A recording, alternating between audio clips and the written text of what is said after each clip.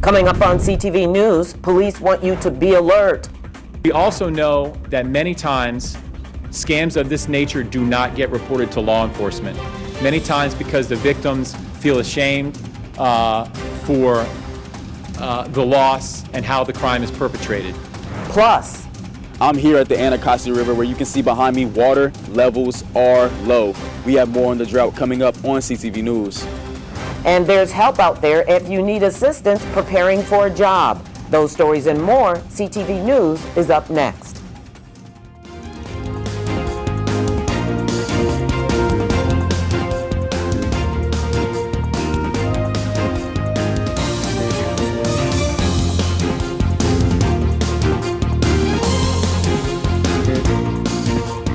Good evening, this is CTV News for July 30th. I'm Katara Jones. Thanks for joining us. Well, one man is dead following a shooting in Greenbelt yesterday. He has been identified as 23-year-old Jordan Swan of Bowie. Police were called to an apartment building on the 8500 block of Greenbelt Road on Monday just before 2 p.m. That's where they found Swan suffering from gunshot wounds in the parking lot. He was taken to a hospital where he later died. Detectives are working to establish a suspect and motive in this case. Anyone with information on this case is asked to call Crime Solvers at 1-866-411-TIPS. A reward of up to $25,000 being offered to anyone with information that leads to an arrest and indictment in this case. And a Greenbelt man has been convicted of first-degree murder and other related charges stemming from a 2022 execution-style murder. Prosecutors say Anderson Blanco Diaz shot 27-year-old Anton Dorsey close range in the head while kneeling. DNA evidence was used to identify Blanco Diaz and another co-defendant who was 17 at the time. Authorities believe that Blanco Diaz has ties to the MS-13 gang. He is scheduled to be sentenced on October 25th. And Prince George's police are warning residents about a scam that has been growing in the county since last year. Now tonight, police need the public's help in locating a person allegedly involved in the crime. A county resident reported to police that they fell victim to a tech support scam back in June. In this incident, the victim received a pop-up notification on their computer about the virus. Police say crooks posed as computer tech support employees from the victim's bank and as officials from the Social Security Administration. The thieves even emailed the victim a fake document from the agency and told the victim that their bank account was compromised. The victim ultimately met one of the scammers seen here in this video and gave him $10,000. First of all, it's psychological warfare. They're trained and they are instructed to keep the victims at a heightened state of fear. So many times the victims are engaging in behavior that they wouldn't otherwise because of what they're being told by the scammers. Person of interest is unique because of their hairstyle and because of a tattoo on their right forearm. And we're requesting the community's assistance in identifying this individual. The person of interest arrived in what we believe to be a 2001 Honda CR-V that's white. So far, Prince George's police have received a total of 22 tech support scams this year. The department received 13 tech support scams last August. Now, county residents that believe they have fallen victim to this tech support scam can contact Prince George's police at 301-516-1464. And Prince George's County becomes the first county in the nation to pass legislation aimed at combating human trafficking. County Executive Angela Alsobrooks announced today that the County Council passed legislation that prohibits contractors and subcontractors from engaging in sex and labor trafficking. One of the developers of the bill was the Office of Human Rights Executive Director Renee Battle Brooks. I'm excited because Prince George's County is leading the way. I'm excited because it really is a chance to say, if you receive funding from the government in any form, that you have a responsibility to ensure that you are not participating unwittingly, right? But that you are actually engaged and understand and are policing your own company to make sure that you're not part of it. The bill was passed by the County Council on July 2nd. The Maryland Transportation Authority Police conducted a high visibility enforcement this past Friday on I-95. The efforts were part of the Speeding Catches Up to You campaign. Officers made 156 traffic stops and issued a combined 267 citations, warnings, and repair orders. One person was arrested on an outstanding warrant. According to the National Highway Traffic Safety Administration, over 12,000 people were killed in speeding-related crashes in 2022. And early voting for the special election to fill the county council's at-large seat begins tomorrow. Early voting will be held from July 31st till Monday, August 5th from 10 a.m. to 8 p.m. Saturday will be held from noon to 6 p.m.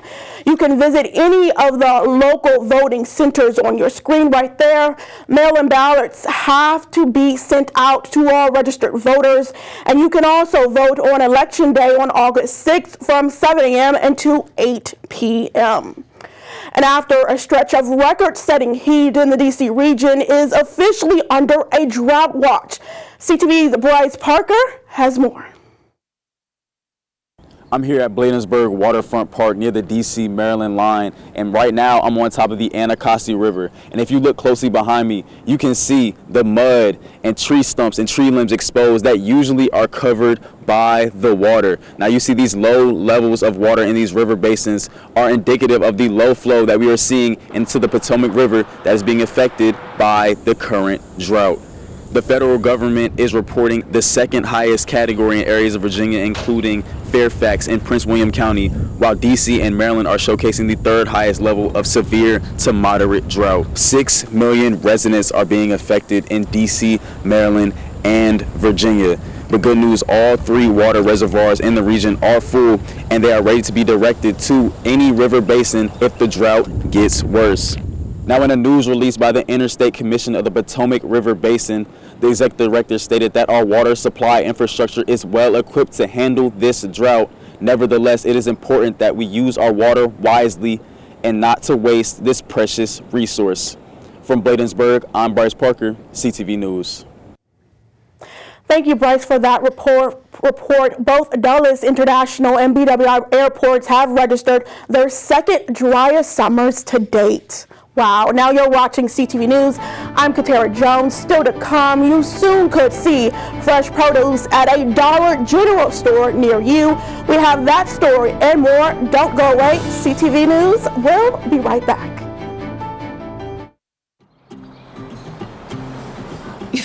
It's great to catch up, Jamie. How's business? Good. Are you up to speed with the new beneficial ownership reporting requirements? Sort of. What's it about? It's a new initiative to help fight crimes like money laundering, fraud, and drug trafficking. A lot of small businesses like ours just have to report some basic info to the federal government about the real people behind them. Does that include my cafe? There are some exemptions for certain companies, but don't worry. There's lots of guidance on the government's website about who needs to file. Check out fincen.gov/BOI. Filing is easy and free. It took me less than 20 minutes. Looks like I do have to file. Thanks, Jamie. It's great having a supportive business community. Reporting beneficial ownership information helps protect U.S. national security. Filing is quick, secure, and free. And it's the law. Learn more at fincen.gov/BOI. Welcome back. Police need your help in locating a suspect wanted for the robbery of a restaurant here in the county. The robbery occurred in the 2300 block of Iverson Street last Friday around 1:50 p.m.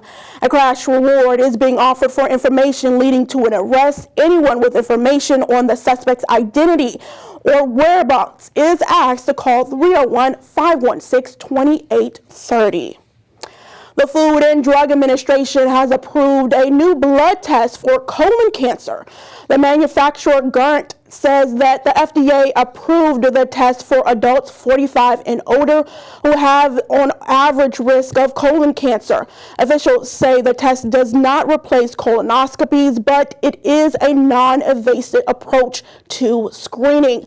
The annual rate of colon cancer screening in the U.S. is nearly 60%, which is well below the 80% goal set by the American Cancer Society. A popular convenience store is doing their part to end food scarcity. Dollar General announced in January that they are trying to reduce the number of food deserts. Food deserts are the areas where access to healthy, affordable food is limited or sometimes non-existent. Dollar General says its stores are proud to provide customers with affordable and convenient access to household essentials, including components of nutritious meals. CTV News spoke to residents in the county on if they think it will make a difference. That's one of the good things, I guess, about Dollar General and some of the dollar stores. You can get the same thing that you get at the major grocery store.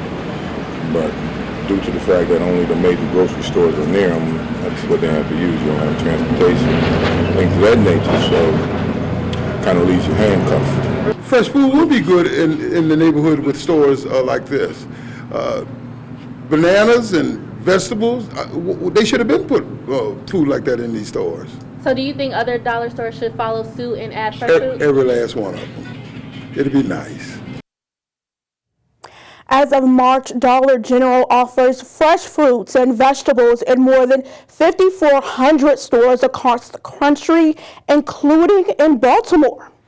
And county residents in the New Carrollton area have another resource to help them find or change employment. Byron Scott has our story. This is a major milestone for us. 3, 2, 1.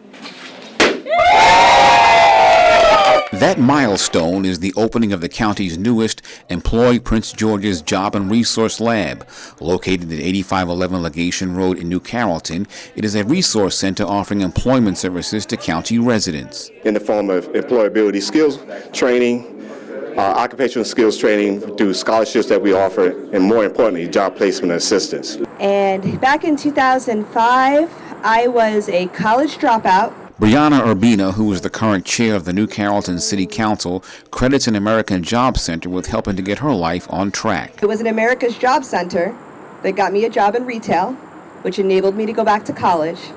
And a million years later, I'm an attorney, I'm an elected official, I'm a former teacher. This is the second job and resource lab to open in the county, the first being in District Heights. The plan is to have them open all across Prince George's. We have intentions to open in almost every municipality, all 27 municipalities. We're having conversations with at least 14 of those municipalities as we speak. The center, which is housed in the Andrew C. Hankel building, officially opens on Monday at 11 a.m. We want this to be a place that if you need to get some assistance, we'll be able to help you. In New Carrollton, Byron Scott, CTV News. Thank you, Byron, for that report. Well, if you're wondering, should you start an IRA for your child? Don't go away. Our financial contributor is back with the answers. You're watching CTV News. I'm a firefighter. A teacher. I'm a farmer. I'm a barber. A waitress. A mom. We're all part of your community. Every day we move in and out of each other's busy lives. It's easy to take for granted all the little moments that make up our everyday. Some are good, others not so much. But that's life. It's when you experience a moment of uncertainty, something or someone's behavior that doesn't seem quite right. These are the moments to take a pause. Because if something doesn't feel right, it's probably not. It's not about paranoia or being afraid. It's about standing up and protecting our communities. One detail at a time. Because a lot of little details can become a pattern. We trust our instincts. Just like you should. Because only you know what's not supposed to be in your everyday. So protect your everyday. If you see something suspicious, say something to local authorities.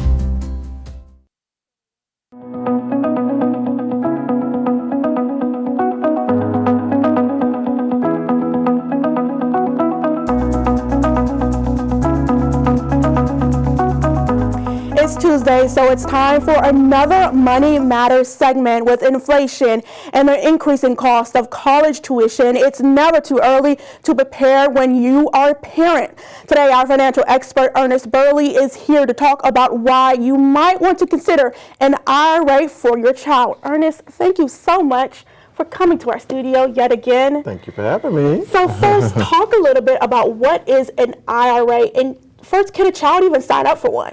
Well, an IRA stands for Individual Retirement Account.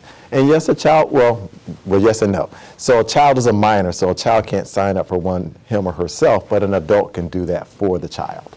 And when can parents start creating that IRA? I imagine you want to do it as soon as possible.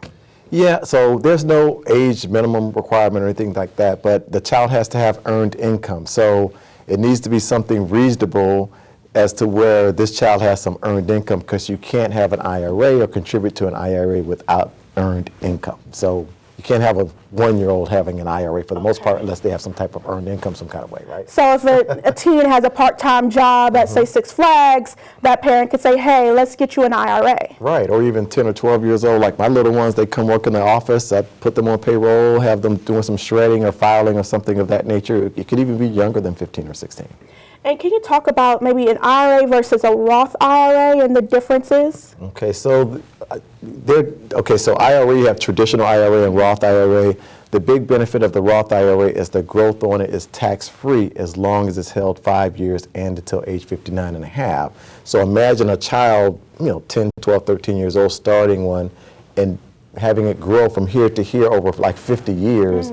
The growth on it is tax-free as long as they've held it for 5 years and until age 59 and a half. It is a huge benefit for a child. Oh my goodness, that's such a huge benefit. And why is that so important to have and start early on it? Because of compound interest. Time is the best friend of compound interest. So the longer you have to grow your money, the more potential you have for it to be bigger as opposed to smaller, right? You don't want to wait until you're 40 or 50. The earlier you start, the less money you really have to put away because of the compound interest potential. Okay, so a lot of parents are considering how they're using their money, whether they're putting it in an investment account for college or, looking at an IRA if their kid has a part-time job or something. So what's the best avenue for a parent to go to? Well, it depends on what the purpose of the money is. So that's the first thing. When someone comes to me with money, what's the purpose of it? What's their risk tolerance? And, how long before they need to use it? So if the purpose of the money is for college, then yes, it should go into a 529 plan or something of that nature, not into a Roth IRA. If it's for long-term growth for their retirement, then yes, the Roth IRA. It depends on the purpose of the money. So parents really need to sit down and think about how we're going to use this money. Exactly. And I've heard this saying, blue chip investment. What exactly is that? A blue chip company or a blue chip investment is, blue chip companies are basically companies that are considered like more safe. They're safer investments because they're leaders in their industry. And they also normally have a long track record of financial stability. So that makes them a safer investment, quote unquote, but it's still an investment, so it's still risk involved with it. Okay, so I guess like a fashion company to invest in, that might not be considered blue chip. Well, it depends on the fashion company. So blue chip, it depends on if they're a leader in their industry, that's leader in their industry and a long track record of financial stability. Those are like the two key components of a blue chip company or a blue chip mutual fund that has several blue chip companies in it. And when you're talking to clients, what is their concern when it comes to their child and their future money? Yeah, a lot. I talked to some children or parents today, and they're concerned about having enough later on down the line. Some people haven't saved, people in their 30, 40, 50 years old. So they're concerned, okay, am I going to have enough to retire on? Or if you're talking about for their children, how am I going to send my children through school? That's a big one, right? A lot of people don't have like $1,000 a month or $500 to put away, but you can put away a small amount. That's better than nothing, right? Something is better than goose eggs. Okay, and is there a minimum to opening up an IRA? There's no minimum by the IRS, but a lot of investment companies do have a minimum of like $500 or $1,000. But they do have a little loophole. So if you set up an AIP, an automatic investment plan, a lot of these companies will let you start with as little as 25 or 50 bucks a month if you have it deducted from your account every month consistently. But I guess that's still kind of hard if you're a parent who is strapped on finances. Exactly. So you have to look at your total financial situation to see what's best for you. Okay. Well, Mr. Burley, thank you so much for joining us again on our studio. Thank you. And individuals should contact their own financial professional and attorneys to help answer questions about specific situations or needs before taking any action based on this information. And before we go to the break, Simon Buggs is here with a sneak peek on what's to come in sports. Simon? What's up, everybody? Don't go anywhere, because coming right up, the Washington Nationals shake up their roster, and Commanders head coach Dan Quinn speaks on the versatility of a certain rookie. Stay right there. When I found out my son was using marijuana, I thought it was just part of adolescence. Lots of teens and young people get high. But then I found out how powerful today's concentrates are. I couldn't believe it. It's far more powerful than weed from the 70s, 80s, and 90s. When teens use vapes or dabs, the potency can be 80 to 100% THC. THC can cause addiction, hallucinations, paranoia, anxiety, and cannabis-induced psychosis in youth. For teens and young adults, marijuana use comes with increased risks of suicidal thoughts, planning, and attempts. And these high THC products can be bought almost anywhere. From gas stations to dispensaries, I had no idea. Talk to your children well before they experiment with today's potent THC products. Get educated. Help them understand the dangers are real. Just Say No, KNOW. Go to justsayno.org today for the facts.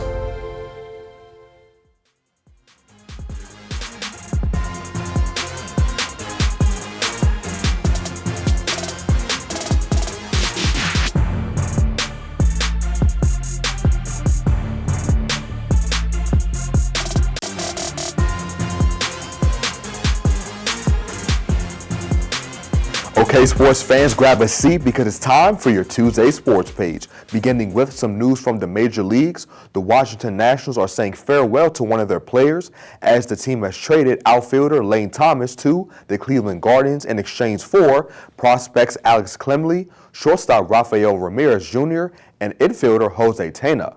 Thomas suited up for the Nats for 3.5 years before being traded, and in 2023 he broke out as he had career highs in batting average with .268, home runs with 28, and RBIs with 86. Thomas reflected on his Nats career, and he touched on what he was the most proud of while playing in the nation's capital.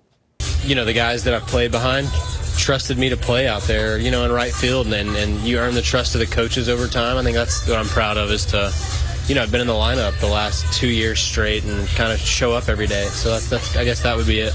Sticking with baseball, the Bowie Baysox will be taking the diamond tonight against the Somerset Patriots at 6:35. CTV Sports will be at the game and provide you with highlights tomorrow. Meantime, Washington Commanders fans have a lot to be excited about with this rookie class, especially cornerback Mike Sainristil still out of Michigan. A two-time first-team All-Big Ten selection and first-team All-American, Sainristil still is a talented player who played a pivotal role in the Wolverines winning the national championship last season. And head coach Dan Quinn talked about what he's like from Sainristil still so far in camp and also his plans for him this season. What I have seen is excellent ability to stay connected man-to-man. He's a very good communicator, very intentional about that. We've put him back some on the return because he has excellent ball skills, so punt returning and kick returning. And so I just want to keep exploring that and then make sure we're never adding so much that it takes away from learning, you know, at his primary position. But that'll include the special teams portion on the return side for sure. So that would be one bend that, like, added value that he could do. Moving on to world of basketball, the Team USA women's basketball squad took the court yesterday in the Olympics. The team matched up against Japan, dominating them 102-76. Their next opponent will be Belgium on Thursday. And that wraps up your Tuesday sports page. Simon Buggs, CTV Sports. Let's get a look at our 3-day weather forecast. We're expecting rain on and off for the rest of the week, so keep those umbrellas handy. Wednesday, expect thunderstorms, and we're looking at a high of 94. Thursday, we'll have a high of 96 and a low of 75. Friday, It's going to be 96 degrees, but rain is still expected in the afternoon.